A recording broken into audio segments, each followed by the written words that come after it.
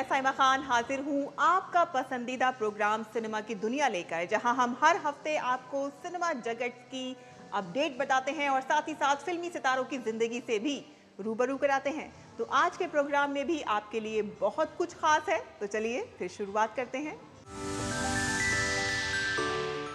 अभिनेता राजकुमार राव एक लंबे अंतराल के बाद अपनी बेहतरीन अदाकारी से सजी फिल्म लेकर दर्शकों के बीच आ पहुंचे हैं।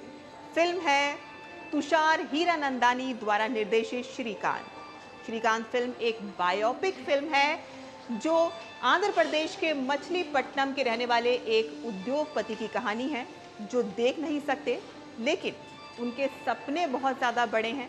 ये फिल्म आपको बहुत ज़्यादा मोटिवेट करती है और आपके अंदर एक जोश और हौसला भर देती है। I want to be a space research scientist and to be the first man on Mars. Thank you, sir. Hello sir. Sir मैं देश का पहला विजुअली चैलेंज प्रेसिडेंट बनना चाहता हूँ। Thank you sir. What is your name, young man? Sir my name is Srikanth बोला।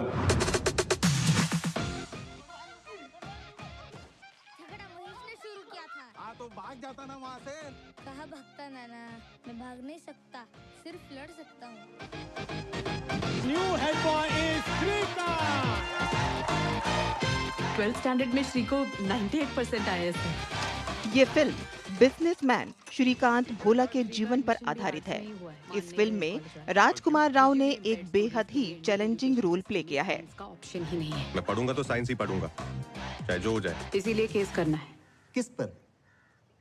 Indian education system पर। जहां वो एक ऐसे व्यक्ति की भूमिका निभा रहे हैं जो आंखों से देख नहीं सकते, लेकिन उनके ख्वाब बहुत बड़े बड़े हैं। एप्पल को गिरते हुए नहीं देखा होगा, पर किसी ने ग्रेविटी के बारे में नहीं सोचा सर।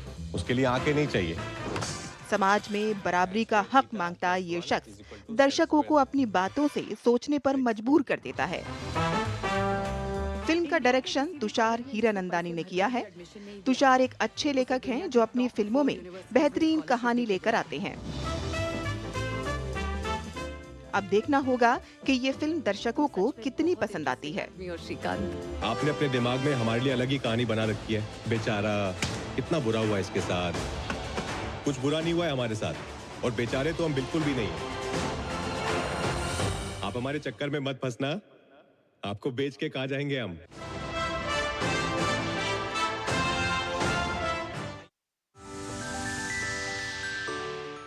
तो जहां निर्देशक तुषार हीरानंदानी अपनी फिल्म के माध्यम से ये कहते हुए नजर आ रहे हैं कि समाज जिन्हें कमजोर समझता है, दरअसल वो कमजोर नहीं है, बस उन्हें बराबरी की जरूरत होती है। और आपको एक खास बात और बता दें कि इस फिल्म के मेकर्स ने इस फिल्म के साथ एक खास व्यवस्था भी की है, यानी कि जो दृष्टिहीन हैं उनके लिए एक्सेल सिनेमा नामक एक ऐप भी लॉन्च की गई है, जिसके माध्यम से वो इस फिल्म का और भी ज़्यादा आनंद उठा सकते हैं। हमने सिनेमा हॉल का यानी कि थिएटर का जायज़ा लिया और हमने देखा कि किस तरह से यहाँ पर जो दृष्टिहीन लोग हैं वो इस ऐप के माध्यम से किस तरह से इस फिल्म को एंजॉय कर रहे हैं।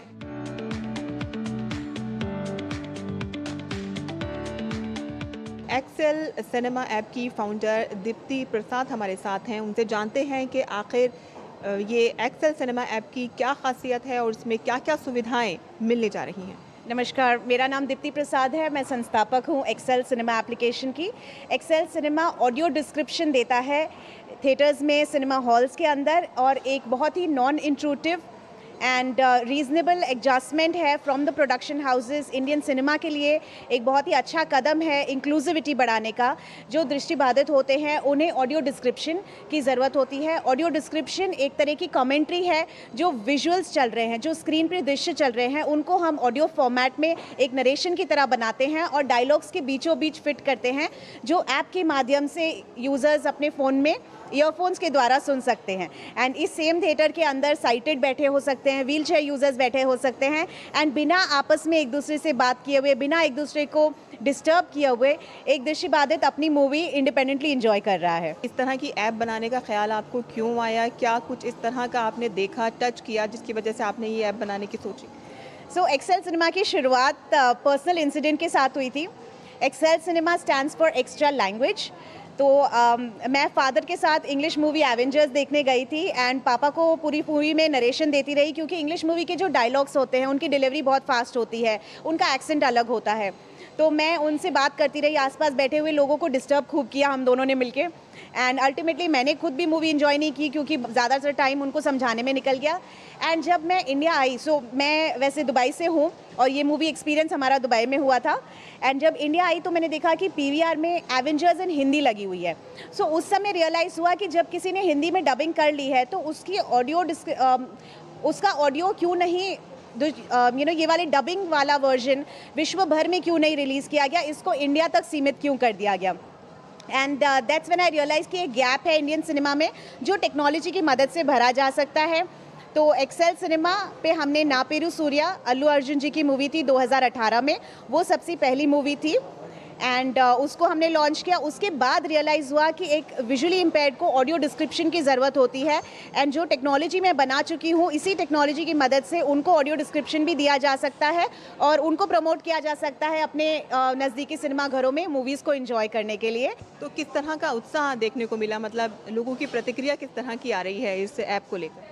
ये तो मैंने खुद नहीं रियलाइज़ किया था, पर इतने हम्बल, इतने वार्म मैसेजेस जब फीडबैक के आते हैं, क्योंकि ज़्यादातर लोग विजुअली इम्पेयर्ड या पर्सन विद डिसेबिलिटी की स्किल डेवलपमेंट, उनकी पढ़ाई, उनकी एजुकेशन के ऊपर फोकस कर रहे हैं। उनके लेजर, जो बेसिक ह्यूमन राइट होता है, राइट टू लेजर, उसके ऊपर किसी ने फोकस नहीं किया। And I feel I have done that being India's first and only OTT platform, India's first delivery platform, जो ऑडियो डिस्क्रिप्शन या फिर एंटरटेनमेंट इंडस्ट्री को एक्सेसिबल बना रहा है दृष्टिबाधित के लिए।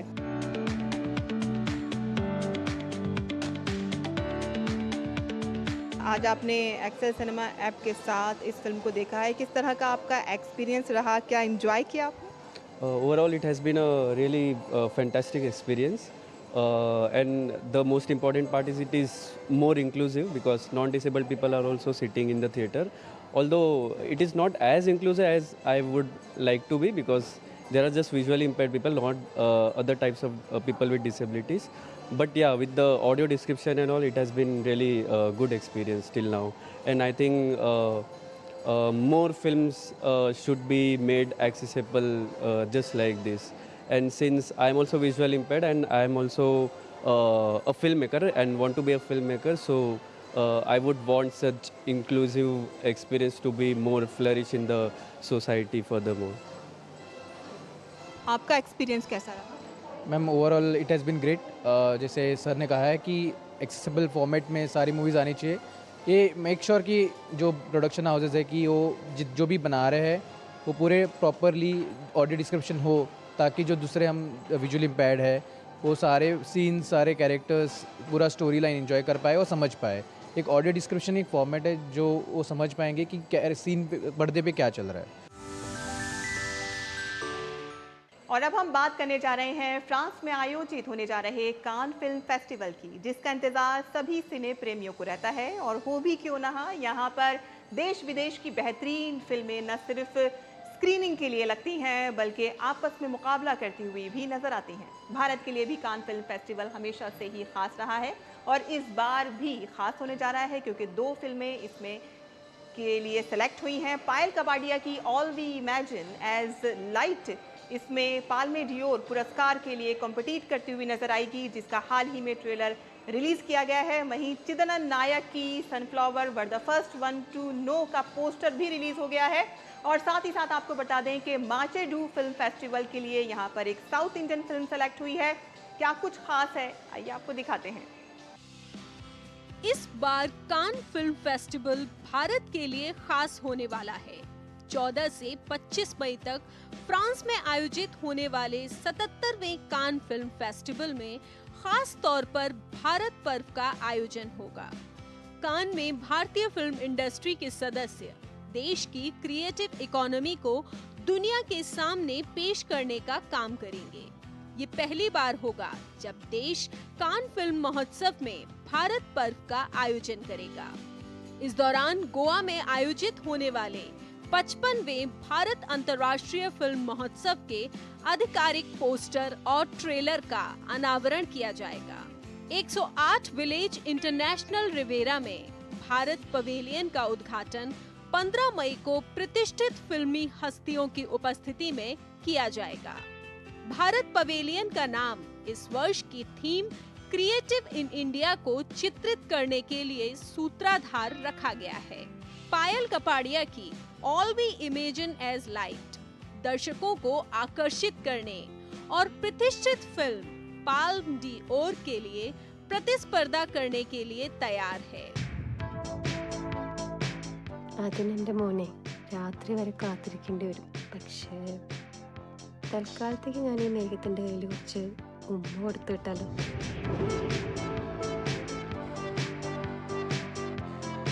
ഈ ഭാവിയെ പറ്റി ചിന്തിക്കാറുണ്ടോ?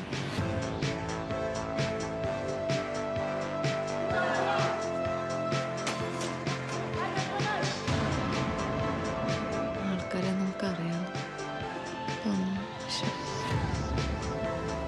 നല്ലതാണ് വലിയ സമയമൊന്നും.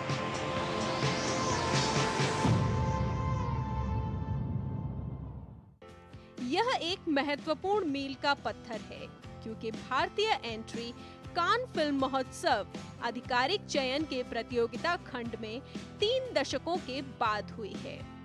भारतीय फिल्म और टेलीविजन संस्थान के छात्र की film sunflowers were first ones to know को ला सिनेमा प्रतिस्पर्धी खंड में चुना गया है। श्याम बेनेगल की मंथन अमूल डेयरी सहकारी आंदोलन पर केंद्रित एक फिल्म क्लासेस सैंक्शन में प्रस्तुत की जाएगी। राष्ट्रीय पुरस्कार विजेता सिनेमेटोग्राफर संतोष सिवन को कान फिल्म महोत्सव में प्रतिष्ठित पियर अजेन्यू ट्रिब्यूट दिया जाएगा। इस मौके पर वो कान के प्रतिनिधियों के लिए एक मास्टर क्लास भी देंगे। और अब हम बात करने जा रहे हैं राष्ट्रपति द्वारा दिए जाने वाले देश के सर्वोच्च नागरिक पुरस्कार पद्म पुरस्कारों की, जिन्हें हासिल करना हर एक भारतीय नागरिक के लिए गर्व की बात होती है। ये पुरस्कार ज्ञान, विज्ञान, स्वास्थ्य, इंजीनियरिंग से लेकर कई क्षेत्रों में उत्कृष्ट कार्य के लिए दिए जाते हैं। वहीं मनोरंजन में ये सम्मान किन किन को हासिल हुआ है, आइए आपको दिखाते हैं। राजधानी दिल्ली स्थित राष्ट्रपति भवन में आयोजित एक भव्य समारोह में जब राष्ट्रपति द्वारा देश के सर्वोच्च नागरिक पुरस्कारों में से एक पद्म पुरस्कार दिए गए तो ये क्षण देखने वालों और हासिल करने वालों के लिए यादगार बन गया। 3 श्रेणियों में दिए गए इन पुरस्कारों में सामाजिक कार्य, विज्ञान, चिकित्सा, साहित्य और शिक्षा, खेल से लेकर कई अन्य क्षेत्र शामिल रहे। वहीं जब कला के क्षेत्र में उनके योगदान के लिए पद्म सम्मान दिया गया तो इस सम्मान को हासिल करने वालों में फिल्म इंडस्ट्री के कई दिग्गज शामिल रहे। कैप्टन कहे जाने वाले तमिल सिनेमा के दिवंगत अभिनेता और राजनेता विजयकांत को मरणोपरांत पद्म भूषण से सम्मानित किया गया। उनका पूरा नाम नारायण विजयराज अलगाड स्वामी था। 28 दिसंबर 2023 में निमोनिया के कारण उनका निधन हो गया था। अपने 4 दशक के शानदार करियर में उन्होंने 150 से अधिक फिल्मों में अभिनय किया। वे तमिल सिनेमा में 1980 और 1990 के दशक में बड़ा नाम रहे थे। वहीं वो 2011 से लेकर 2016 तक तमिलनाडु विधानसभा में नेता प्रतिपक्ष भी रहे थे। उन्होंने अपनी फिल्मी करियर की शुरुआत 1979 में की थी। वहीं 1991 में आई एक फिल्म कैप्टन प्रभाकरण से उनके फैंस ने उन्हें कैप्टन का तमगा दिया था। इसके बाद उन्होंने कई सुपरहिट फिल्में दी और देखते ही देखते उनकी फैंस फॉलोइंग में काफी उछाल आता गया।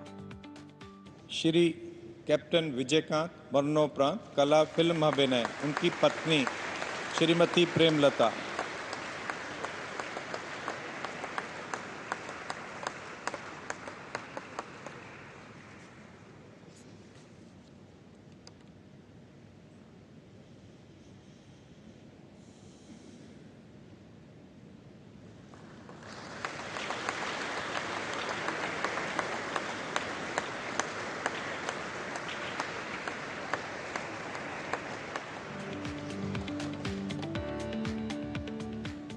साउथ सिनेमा जगत के मशहूर अभिनेता चिरंजीवी को पद्म विभूषण से सम्मानित किया गया।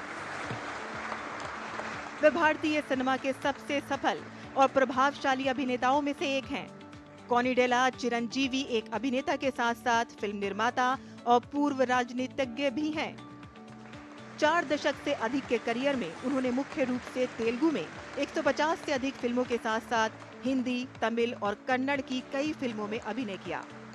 चिरंजीवी ने आंध्र प्रदेश राज्य का सर्वोच्च फिल्म पुरस्कार, रघुपति वेंकैया पुरस्कार, 3 नंदी पुरस्कार समेत कई अवार्ड्स हासिल किए हैं। साल 1987 में चिरंजीवी ऑस्कर में बतौर होस्ट शामिल होने वाले साउथ सिनेमा के पहले एक्टर थे। चिरंजीवी की लोकप्रियता का अंदाजा इस बात से लगाया जा सकता है कि एक्टर ने एक के बाद एक 14 हिट फिल्में दी थीं। 1998 में चिरंजीवी चैरिटेबल फाउंडेशन की स्थापना कर मानवतावादी गतिविधियों में शामिल हैं।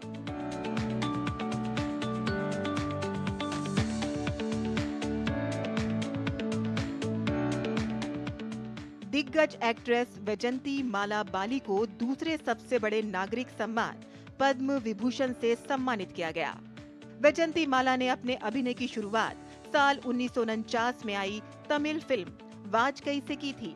उस समय उनकी उम्र सिर्फ 16 साल की थी। फिर उन्होंने साल 1951 में बहार फिल्म से हिंदी सिनेमा में कदम रखा और कभी पीछे मुड़कर नहीं देखा। अभिनेत्री ने एक से बढ़कर एक हिट फिल्में दी। 1950 से 1960 के दशक के बीच उन्होंने नागिन, देवदास, नया दौर, मधुमती, गंगा जमुना, संगम, ज्वेल थीफ जैसी यादगार फिल्में दी। उन्होंने अपनी एक्टिंग से हिंदी सिनेमा को एक नया मुकाम दिया। वैजंती माला सिर्फ बेहतरीन अभिनेत्री ही नहीं बल्कि प्रतिभाशाली नृत्यांगना भी हैं। फिल्मी गानों पर उनके डांस परफॉर्मेंस के लोग आज भी दीवाने हैं। पद्म विभूषण डॉक्टर वैजंती माला बाली, कला, नृत्य एवं अभिनय।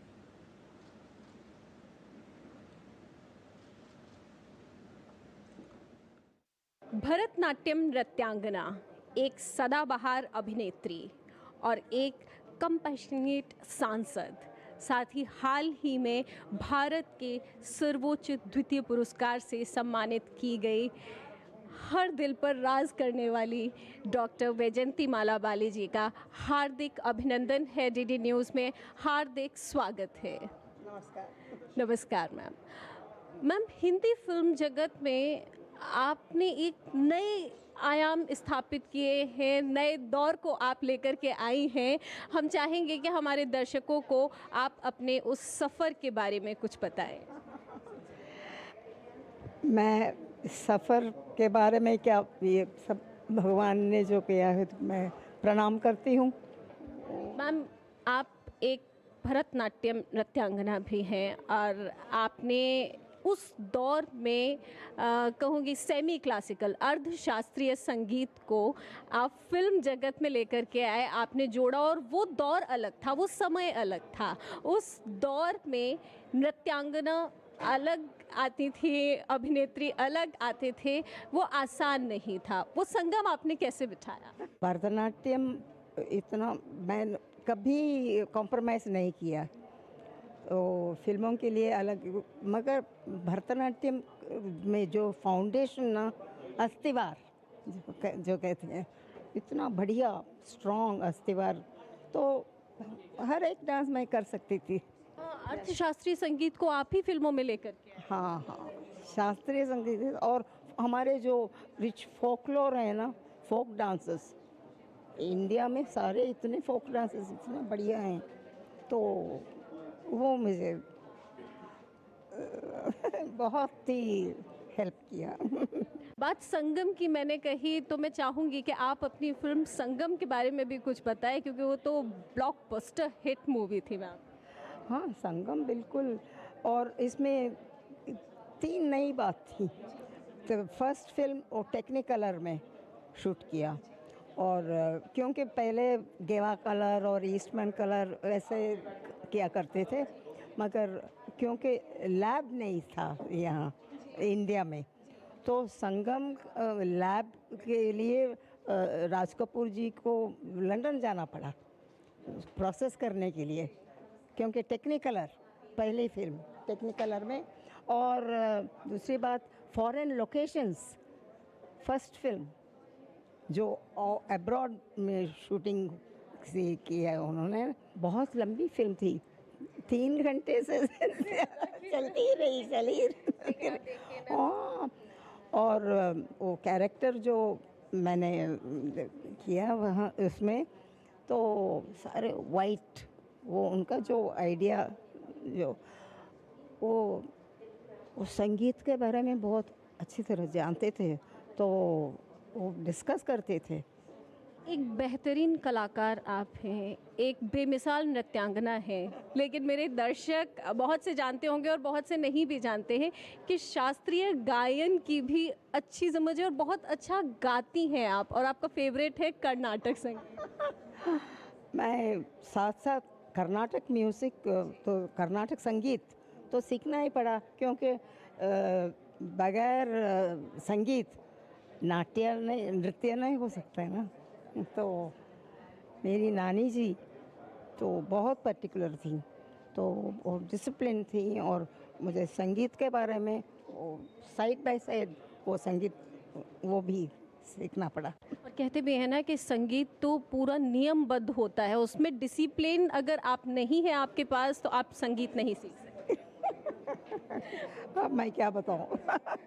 जो आपका योगदान रहा है न सिर्फ फिल्मों के लिए, चाहे संगीत हो चाहे फिल्म हो, दर्शकों तक रहा है। मैं रिसर्च में पढ़ी हूँ, क्योंकि भरतनाट्यम में जो उस ज़माने में जो मंदिरों में तंजावुर बृहदीश्वरर मंदिर में जो किया करते थे, वो जो फैमिली तांजूर क्वार्टेट उसको कहते हैं, तो 4 भाई थे, तो उन्होंने सब भरतनाट्यम को कोडिफाई किया, और कॉम्पोजिशंस इतने बढ़िया कॉम्पोजिशंस टेम्पल मंदिरों में जो किया करते थे ना, तो उसमें भक्ति ज़्यादा है, बहुत ही भक्ति।